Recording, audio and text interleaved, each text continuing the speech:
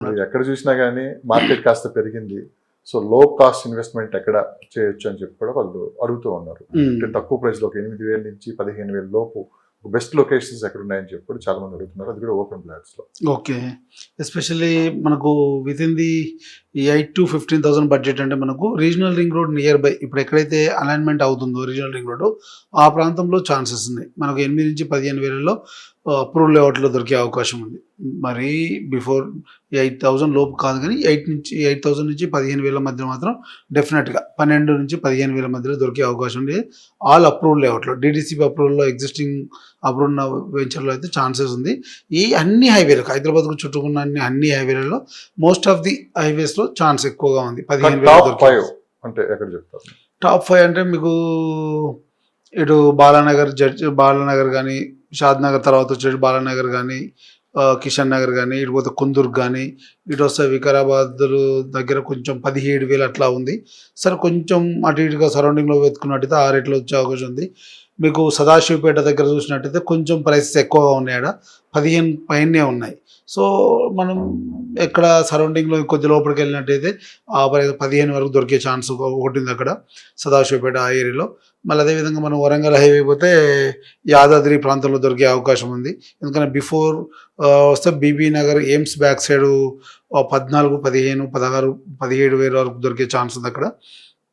అదేవిధంగా మనము షామీర్పేట రోడ్ అంటే ప్రజ్ఞాపూర్ దాకా వెళ్ళాల్సి వస్తుంది.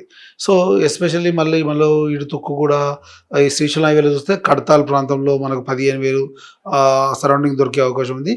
మీరు సాగర్ హైవేలో కూడా యాచారం కానీ, మాల్ కానీ, ఇబ్రహీంపట్నం దాటిన తర్వాత ఒక పర్టికులర్ ఇబ్రహీం దాటిన తర్వాత కూడా దొరికే అవకాశం ఉంది. విజయవాడ హైవేలో అయితే మనము చౌటుప్పల్ దాకా మనం కొత్తగూడ నుంచి మొదలుకుంటే చౌటుప్పల్ వరకు ఉన్న మిడిల్ ఆఫ్ ది గ్యాప్లో 15,000 దొరికే అవకాశం ఉంది. 8 నుంచి 15,000. సో ఈ ప్రైస్ లో మనం ఇప్పుడు ఈ టైంలో ఇన్వెస్ట్ చేస్తే ఎన్ని సంవత్సరాలకి ఇది అప్రిషియేషన్ అయ్యే అవకాశం? మనం ఓపెన్ ఏదైతే మీరు చెప్పారు ఈ లొకేషన్స్ ఎప్పుడైనా ఓపెన్ ఫ్లాట్ అని ఈ ఇన్వెస్ట్మెంట్ అనేది కూడా ఎమర్జింగ్ మార్కెట్లో మనం ఇన్వెస్ట్ చేస్తున్నాము.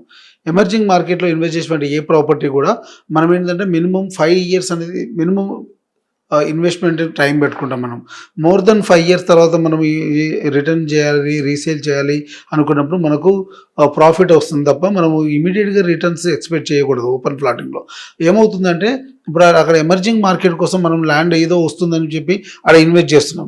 అక్కడ ఏదో ఒక ఇన్వెస్ట్మెంట్ వచ్చేంత వరకు వెయిట్ చేయగలిగినప్పుడే డెఫినెట్గా రిటర్న్స్ వస్తాయి.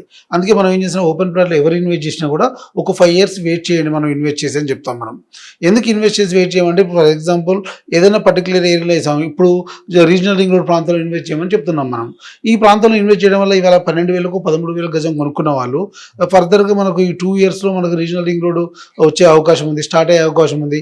ఆ రీజనల్ రింగ్ రోడ్ కంప్లీట్ అయిపోయేసరికి ఒక 5 years పట్టింది అనుకోండి, మనం ఉన్నటువంటి 10,000, 12,000, 15,000 ప్రాపర్టీ మోర్ దెన్ 30%, 40% పెరిగే అవకాశం ఉంటుంది. సమ్ టైమ్స్ 50% కూడా పెరిగే ఛాన్స్ ఉంటుంది. సో ఎందుకంటే మనం ఏ ప్రాపర్టీ కొన్నా కూడా 5 yearsలో అక్కడ సినారియో చేంజ్ అవుతుంది, అక్కడ వచ్చే ఇన్వెస్ట్మెంట్ చేంజ్ అవుతుంది, కంపెనీస్ చేంజ్ అవుతాయి. కాబట్టి డెఫినెట్గా మనం పెట్టినటువంటి ఇన్వెస్ట్మెంట్కి ప్రాఫిట్ అవడానికి ఛాన్స్ ఉంటుంది. సో మినిమం 5 years అనేది లాకింగ్ టైం పెట్టుకొని మనం చేయడం వల్ల డెఫినెట్గా మంచి గ్రోత్ ఉండే అవకాశం ఉంటుంది. ఎనీవేర్ అయినా హైదరాబాద్ పర్టికులర్ ఏ బడ్జెట్లో అయినా కూడా. సో ఇప్పటికి ఓవరాల్ మనం చూసాము డెవలప్మెంట్ ఏ విధంగా జరిగింది. నెక్స్ట్ ట్రిపుల్ ఆర్కి తగ్గట్లే మనకి ట్రిపుల్ ఆర్ చుట్టూ కూడా రైల్వే లైన్ ఒకటి రాబోతుందని చెప్పి కూడా మనం విన్నాం. ఓఆర్ఎల్ అని చెప్పి కూడా దాదాపు 390 kilometers పెద్దది. సో మొత్తం మీద అసలు ఎలాంటి గేమ్ చేంజ్ అనేది ఇక్కడ జరగబోతుంది ఓవరాల్గా తీసుకున్నాం అంటే మరొక కొత్త హైదరాబాద్ ఏమన్నా చూడబోతున్నాం? డెఫినెట్గా ఉంటుంది. మనకు లాస్ట్ 10 yearsలో మనం చేంజెస్ చూసినట్టయితే ట్రెమెండస్ చేంజెస్ హైదరాబాద్ మార్కెట్లో ఇన్ఫ్రాస్ట్రక్చర్ వైజ్ కనపడింది. అదేవిధంగా మనకు హైదరాబాద్ అనేది ఎప్పుడు కూడా ఎంప్లాయ్మెంట్ గ్రోత్ ఎక్కువగా ఉంటుంది, బిజినెస్ పరంగా చాలా గ్రోత్ కనపడుతుంటుంది. దట్ ఇక్కడ ఏమవుతుందంటే మనకు ఆ ఓవరాల్ డెవలప్మెంట్ ఎంత డ్రాస్టిక్ చేంజెస్ వచ్చిందో మన మార్కెట్లో, సేమ్ టైం ట్రిపుల్ ఆర్ వచ్చినప్పటి నుంచి ట్రిపుల్ ఆర్ అనౌన్స్మెంట్ అప్పటి కూడా హైదరాబాద్ మార్కెట్ చేంజ్ అయింది. సో హైదరాబాద్కు ట్రిపుల్ ఆర్ వస్తుందన్న మంచిగా ఇన్వెస్ట్మెంట్స్ పెరిగిపోయినాయి. చాలామంది ఇన్వెస్టర్స్ ట్రిపుల్ ఆర్ ప్రాంతంలో ల్యాండ్స్ కొని ఉంచారు. అయితే ఎవరైతే మిడిల్ క్లాస్ వాళ్ళు ఉన్నారో అంత దూరమా అని ఒకటి భయంతో ఎవరు వెళ్ళట్లేదు. కానీ ఈ మిడిల్ క్లాస్ వాళ్ళు కొనుక్కోవాల్సింది ఈ టైంలోనే. ఎందుకంటే ట్రిపుల్ ఆర్ దగ్గర మనం ఒకసారి ఇన్వెస్ట్ చేసి ఉన్నాం అనుకోండి, డెఫినెట్గా రీసెంట్ న్యూస్ చూసారు కదా మీరు, రీజనల్ రింగ్ రోడ్తో పాటు రీజనల్ రైల్వే కనెక్టివిటీ కూడా వస్తుంది. 392 కిలోమీటర్ విస్తీర్ణ లెంత్తోని 8 జిల్లాలు, 14 మండలాలు, 12,070 కోట్ల ఎస్టిమేషన్తో స్టార్ట్ అవుతుంది ఈ ప్రాజెక్టు. సో ఇంత చుట్టూ రీజనల్ రింగ్ రోడ్తో పాటు రైల్వే కనెక్ట్ ఇవ్వడానికి చాలా ఎందుకు చేస్తున్నారంటే ఇక్కడ ఉన్నటువంటి పొల్యూషన్ తగ్గించడం కోసం ఒకటి, ట్రాఫిక్ ఇష్యూని తగ్గించడం ఒకటి, దాంతోపాటు పర్యావరణ హితంగా ఉండడం కోసం చేస్తున్నటువంటి శాటిలైట్ టౌన్షిప్స్ కోసం ఒకటైతే, రెండోది కనెక్టివిటీ ఇంటర్చేంజ్ కనెక్టివిటీస్ పెరగడం అవుతుంది. ఎందుకంటే అక్కడి నుంచి వేరే డిస్టిక్ కానీ వేరే స్టేట్కి కానీ వెళ్ళడానికి వచ్చేటువంటి వాళ్ళ కనెక్టివిటీ పెరుగుతుంది. ఇక్కడ వీటితో ఇంటర్చేంజెస్ బాగా పెరుగుతుంది. దాంతోపాటు ఏంటంటే అక్కడ శాటిలైట్ టౌన్షిప్ పెరిగే అవకాశం ఉంది. ఆల్రెడీ హైదరాబాద్ చుట్టూ స్పెషల్ ఎకనామిక్ జోన్స్ ఏర్పాటు చేసి ఉన్నారు. సో ఈ regional ring road, outer ring road మధ్యలో ఉన్నటువంటి స్పెషల్ ఎకనామిక్ జోన్స్ వల్ల కనెక్టివిటీ పెరుగుతుంది. దాంతోపాటు అక్కడ అర్బనైజేషన్ పెరగడానికి, పీపుల్ మైగ్రేట్ అవ్వడానికి, దాంతోపాటు శాటిలైట్ టౌన్షిప్స్ ఏర్పాటు చేయడానికి ఈజీగా ఉంటుంది అక్కడ. సో మనకు ఏది మెయిన్ ఇంపార్టెంట్, అక్కడ జరిగేటువంటి ఇన్ఫ్రాస్ట్రక్చరు, అక్కడ ఉన్నటువంటి కంపెనీ, అక్కడికి పోవడానికి ఉన్నటువంటి ట్రాన్స్పోర్టేషన్, ఇవి మనకు మెయిన్ నెసెసిటీస్.